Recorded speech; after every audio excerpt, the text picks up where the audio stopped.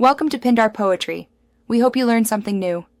You start by gathering components and confirming voltage compatibility, so you avoid frying parts.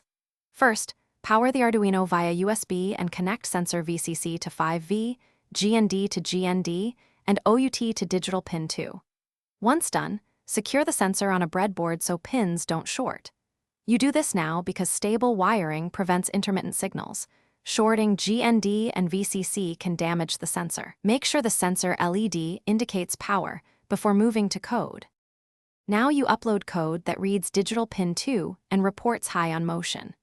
Write a loop using digital read and include a 200 ms debounce to avoid flicker. This reduces false triggers caused by sensor retriggering.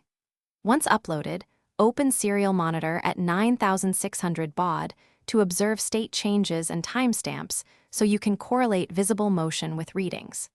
If readings are noisy, adjust the delay and ensure stable power. This step proves your wiring and code work together.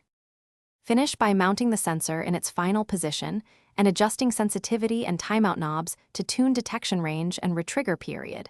You do this so the sensor ignores irrelevant motion. Then connect any actuators. Use a transistor or relay module for higher currents and share common ground. If the sensor never triggers, double-check VCC/GND orientation, test OUT with a multimeter for pulsing on motion, and try a different digital pin.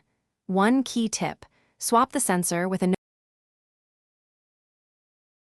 Thanks for watching. Consider subscribing if we helped you.